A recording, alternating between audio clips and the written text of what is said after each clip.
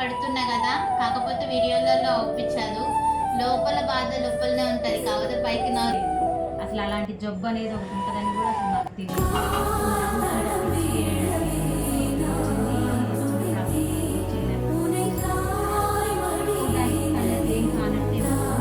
కానీ అది లోపల జరిగింది. పెళ్ళి కూడా నేను చూసుకొని అంటే ఒక్కసారి కన్ను పోయిందంటే మళ్ళీ చూడలేము. ఎందుకంటే కాలేదంట, అది మొత్తం అయిపోయిందంట, చేపించుకోరాదట. ఈ విషయంలో నేనేం చేయలేను.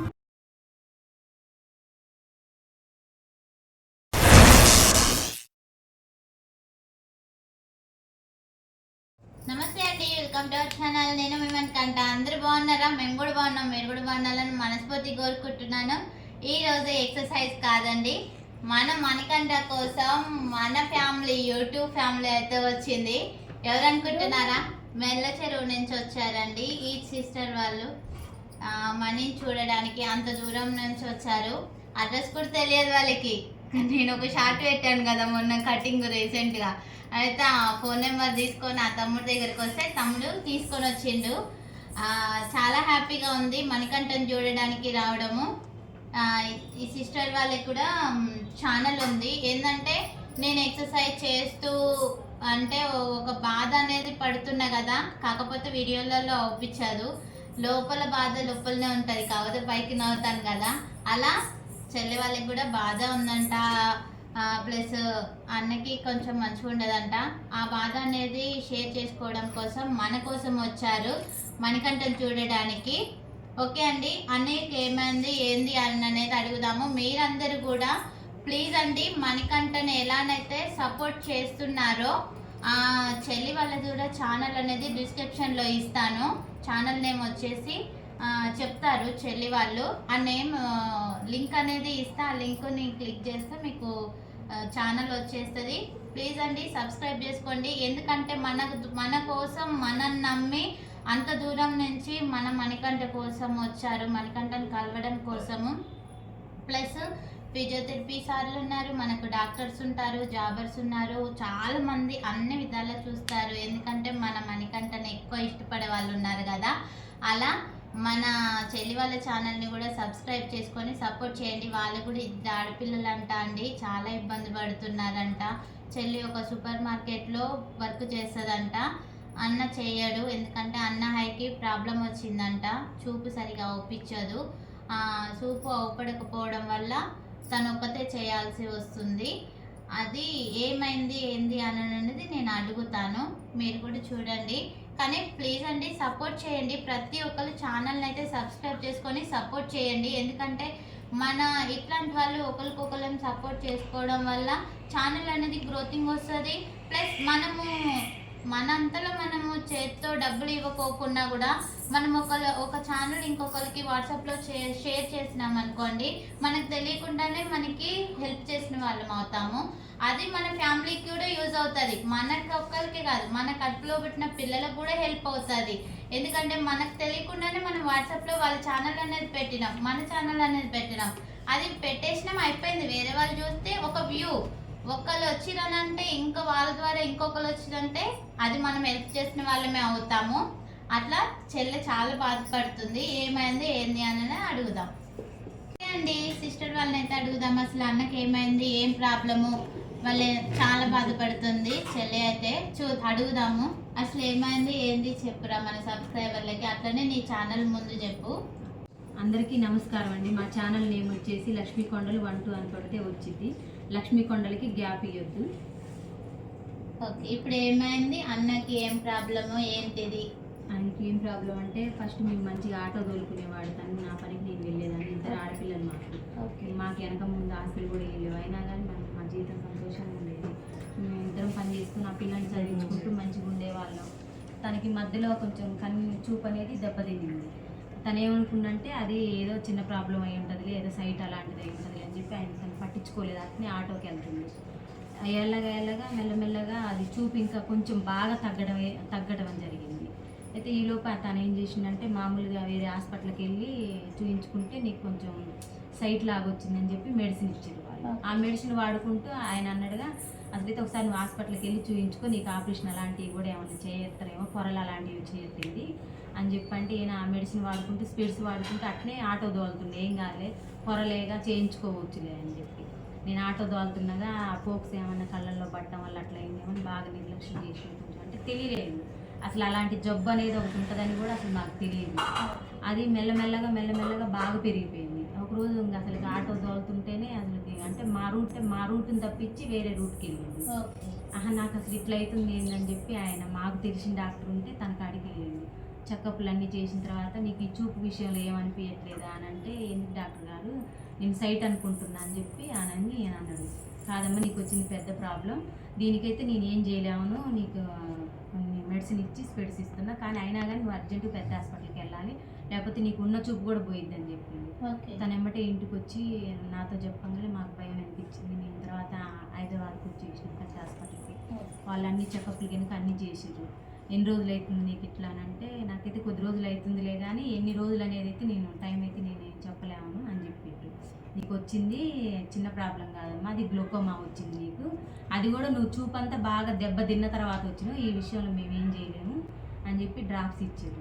అక్కడి నుంచి మేము వేరే హాస్పిటల్కి వెళ్తే అక్కడ కూడా అంతే చెప్పారు. ఈ గ్లూకోమా అనే దానికి ఆ ప్రెజర్ అనేది ఆ టెస్ట్లు అవన్నీ చేసి ప్రెజర్ అయితే బాగా పెరిగింది, ఇది తగ్గడం కోసం అయితే మేము ఆపరేషన్ అయితే చేస్తాం, కానీ పోయిన చూపునైతే మేము రప్పిలేమని చెప్పారు.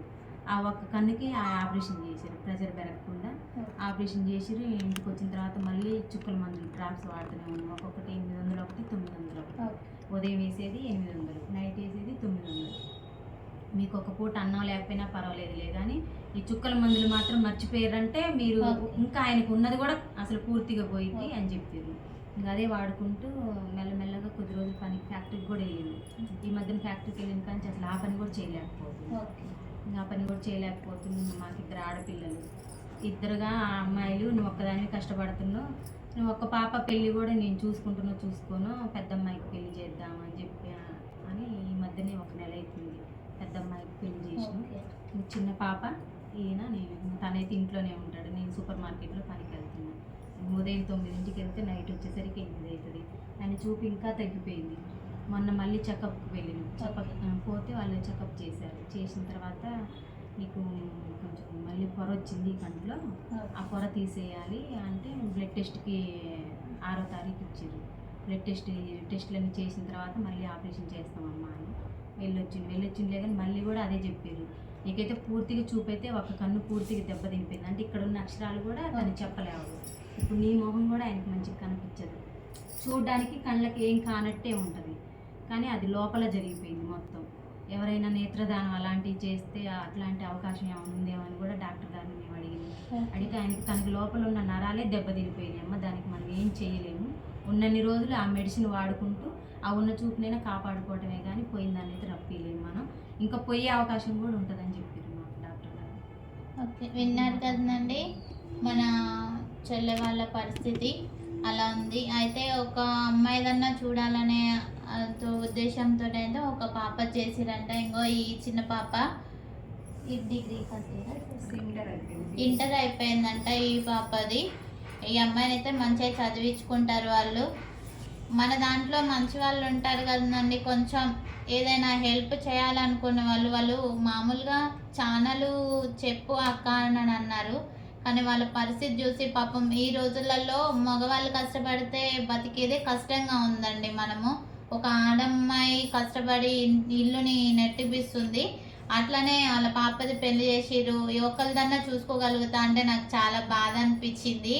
ఎందుకంటే ఆ పరిస్థితి చాలా మందికి అట్లా రాకూడదు. ఎందుకంటే ఒకరోజు అన్నం లేకున్నా ఏం లేదు, కానీ ఇంట్లో వాళ్ళందరూ మంచిగా ఉండాలి. ఆ పాప చూడండి ఎంత ముద్దుగా ఉందో. ఇంకో సెకండ్ పాప. అందరికీ ఉంటుంది పరిస్థితి, కానీ కొంతమంది చెప్పుకుంటాం, కొంతమంది చెప్పుకోలేము. అన్నం చూస్తే బాధ అనిపిస్తుంది, ఎందుకంటే ఒక్కసారి కన్ను పోయిందా అంటే మళ్ళీ చూడలేము. ఎందుకంటే మా సారు పరిస్థితి కూడా అంతే అన్న. ఆ రోజు మా సారు ఉంగరం చేస్తుంటే కన్ను నాకు అవుపిస్తలే అని ఆగమాగం అయిండు. అట్లాంటిది మనం కన్ను ఆపరేషన్ చేపించి మంచిగా అయింది, కానీ అన్నకంట మళ్ళీ కాలేదంట, అది మొత్తం అయిపోయిందంట, చేయించుకోరాదట.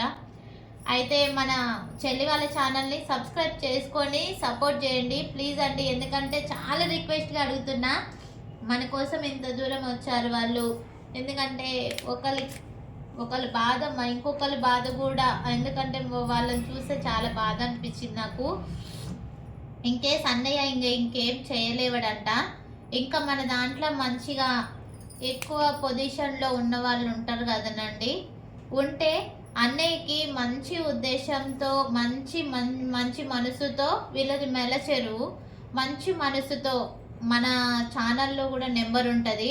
వీళ్ళకి ఎవరైనా హెల్ప్ చేయాలనుకుంటే నా నెంబర్ అట్లా కూడా వద్దన్నది చెల్లి. కానీ నా మనస్ఫూర్తిగా నేను కోరుకుంటున్నది ఏంటంటే, వాళ్ళ పరిస్థితి చూసినాక వాళ్ళకి ఏదైనా కిరాణా షాప్ లాంటిది పెట్టిస్తే బాగుంటుంది కదా. మీలో ఎవరైనా ముందుకు వచ్చి అన్నయ్య, ఎందుకంటే ఎక్కడికి పోలేవుడు, ఎక్కడికి రాలేవుడు. ఆ కిరాణా షాప్లో ఆయన ఇప్పుడు ఆ అమ్మాయి సూపర్ మార్కెట్కి వెళ్ళి అటు అతన్ని చూసుకోవాలా, ఇటు పిల్లలను చూసుకోవాలా, ఆడ చేయలేకపోకునే పరిస్థితిలో ఉంటుంది. అట్లాంటిది ఇంట్లోనే కిరాణా షాప్ లాగా అరేంజ్మెంట్ చేసిరనుకో, మన ఛానల్ చూసే వాళ్ళు ఎవరైనా పెద్ద పెద్ద వాళ్ళు ఉంటారు కదనండి, దయచేసి వీళ్ళకి ఒక కిరాణా షాప్ లాంటిది పెట్టించిరనుకోండి, మామూలుగా అదే ఇట్లా రన్నింగ్ చేసుకుంటూ ఆ అమ్మాయి అతన్ని చూసుకుంటుంది, ఆ ఇల్లుని గడుస్తుందండి. నాకు అట్లా అనిపించింది, నేనైతే చెప్తున్నా. వాళ్ళిద్దరు కలిసి ఒక దగ్గరే ఉంటారు. అమ్మో నా భర్త ఎట్లున్నాడో, ఎవరికైనా ప్రతి ఆడపిల్లకు ఉంటుంది, అమ్మో ఆయన ఎట్లున్నాడో ఏమో, నేను వచ్చి ఇక్కడ ఉంటే నీ ఉదయం 8 గంటలకు వచ్చి నైట్ వెళ్ళాలి కదా. ఇట్లా కిరాణా షాప్ లాగా ఉంటే ఇద్దరు కలిసి చేసుకోవచ్చు. పాప కూడా తోడుగా ఉంది, రేపటి రోజున ఆమె చదువుకొని మంచి భవిష్యత్తు ఉండొచ్చు అమ్మాయికి. వీరిద్దరైతే ఇంకా మన ఛానల్ని చెల్లె వాళ్ళ ఛానల్ని సబ్స్క్రైబ్ చేసుకొని సపోర్ట్ చేసి, ఇంకా మంచి వాళ్ళు ఎవరైనా ఉంటేనైతే వాళ్ళకు కిరాణా షాప్ పెట్టియాలి అని అనుకునే వాళ్ళు నాకు చెప్పండి, ఎందుకంటే నేను వాళ్ళకు ఫోన్ చేసి చెప్తాను. ఓకే అండి, మీకు కనుక ఈ వీడియో నచ్చినట్టయితే లైక్. ఓకే డాడీ మాట్లాడు. ఆయన ఒక్కోసారి అట్లా బాధపడుతున్నాడు, నువ్వు ఏడుతున్నావో తెలియట్లేదు, నవ్వుతున్నావో తెలియట్లేదు, అక్కడ కూర్చొని బాధపడుతున్నావా, అది పుట్టుకతో వస్తే బాధ ఉండదు. అంటే తన వల్ల నాకు అట్లా జరిగిందని ఆయన బాధపడుతూ ఉంటాడు. కాబట్టి ధైర్యం చెప్పుకోలేకపోతుంది, మనం అనుభవించినాం కాబట్టి మనం చెప్పాలి. ఎట్లా అదే అంటుంటాడు ఆయన కూడా, కన్యా చెయ్యో ఏదో ఏం లేదు. ఏమో నాకు దోచిందైతే నేను చెప్తున్నా, ఎందుకంటే అదైతేనే హెల్ప్ఫుల్ గా ఉంటదని నాకు అనిపించింది. ఒక సహకారంతో పోగలుగుతారు. ఇతనికి లోకం కూడా అవపడని పరిస్థితిలో ఏర్పడుతున్నది కాబట్టి ముందుకు వచ్చి అతనికి సప్లై చేసుకొని మంచి భవిష్యత్తు కల్పించండి అనేది చెప్పు. మాట్లాడు. ఓకే అండి, ఇప్పుడు కాలు చేతులు మంచుకున్న వాళ్ళమే ఎక్కడికైనా వెళ్ళగలుగుతాం, ఎక్కడైనా కూర్చోగలుగుతాం, లోకాన్ని చూడలేస్తాము. అట్లాంటిది అన్నయ్యకి కన్ను అది మళ్ళీ మార్చడానికి కూడా లేదు కదా. కన్ను లేకుంటే లోకాన్ని ఏం చూడలేవరండి ఎవరు. ఎందుకంటే మా నాన్నమ్మతో మేము ఇబ్బంది పడ్డాం, మా నాయనమ్మ మమ్మల్ని సాధించి చేసింది అని మమ్మల్ని చూడలేకపోయింది. ఎందుకంటే ఒక్కసారి కన్ను కోల్పోయారు అనుకో, అది రాదు. ఇంకా నెక్స్ట్ పాప ఉంది కదా. మీరు ఎవరైనా మంచి మనసుతో అండి, చెడు ఉద్దేశంతో కాదు, మంచి మనసుతో మీరు ఆలోచించే వాళ్ళు ఇంకా ఏంటంటే కూర్చోబెట్టుకొనైనా అమ్మ చూసుకోగలుగుతా అని అంటుంది. కాళ్ళ రెక్కలు బాగుండక్క, కన్ను అవుపిస్తే బాగుండు అని అంటుంది. అట్లాంటిది పాపం అతనికి హెల్ప్ చేయాలనేదే నా కోరిక. ఎందుకంటే మంచి మంచి దాతలు ఉంటారండి. మేము పేదవాళ్ళమైతే అందరూ పేదగా ఉండరు కదా, మంచి దాతలు ఉంటే చెప్పండి. చెల్లె వాళ్ళకు హెల్ప్ చేస్తా అంటే నా నెంబరు ఈ బయోటోరియం ప్రోడక్ట్ ఇచ్చిన నెంబర్కి ఉంటుంది, లేకపోతే ఈ వీడియోకి నా నెంబర్ ఇస్తాను, మీరు కాంటాక్ట్ అవ్వాలంటే కాంటాక్ట్ అవ్వచ్చు. వీళ్ళకి ఏదైనా మంచి కిరాణా షాప్ లాగా పెట్టిస్తే చెల్లి వాళ్ళకి మంచిగా నడిపించుకొని ఆ చిన్న బిడ్డని కూడా మంచిగా ఉన్నంతలోనే మంచిగా చూసుకుంటారండి. అట్లా నాకు మంచిగా అనిపించింది నా ఐడియా. మరి మీ అందరికీ ఎలా అనిపించిందో చెప్పండి. వాళ్ళకి చాలా బాధ ఉంది, ఎందుకంటే మొన్న మధ్యలోనే పెద్ద పాప పెళ్ళి ఉన్నంతలోనే మామూలుగా చేసుకున్నారంట. వాళ్ళ అన్నయ్య వాళ్ళ కొడుక్కి ఇచ్చారట. వాళ్ళు కూడా మామూలుగా నేను అంటా అండి. మీరు ఎవరైనా దాతలు ఉంటే మాత్రం ఖచ్చితంగా రెస్పాండ్ అవ్వండి. ఎందుకంటే ఇట్లాంటి వాళ్ళకి హెల్ప్ చేయడం వల్ల మన ఫ్యామిలీ పిల్లలు అందరూ హ్యాపీగా ఉంటారు. ఓకేనా? మనకంటే ఏం చెప్పగలుగుతావు? నా యొక్క ఉన్న వాళ్ళకైతే సాయం అనుకుంటున్నాను. మీరు నా తరపున మీరు సాయం చేయండి. నేను మీరు చేస్తూ నేను చేసినంతే. ఓకే అండి, మంచి మనసుతో అయితే మీరు హెల్ప్ చేయడానికి ముందుకు రండి. మన ఛానల్లో నేను ఎప్పుడు ఎవరిని హెల్ప్ అడగలేదు కూడా.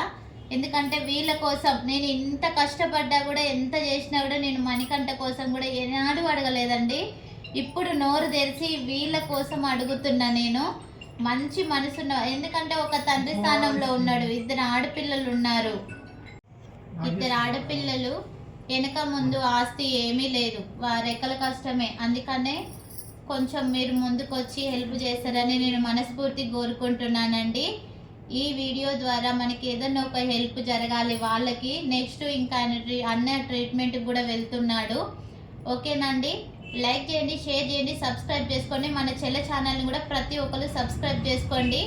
ఓకే అండి, మీకు నా మనస్ఫూర్తిగా ప్రతి ఒక్కరికి ధన్యవాదాలండి. ఎందుకంటే మీరు ప్రతి ఒక్కరు లైక్ చేసి సబ్స్క్రైబ్ చేసుకొని చెల్లె వాళ్ళ ఛానల్ కూడా సబ్స్క్రైబ్ చేసుకున్నందుకు చాలా చాలా ధన్యవాదాలు.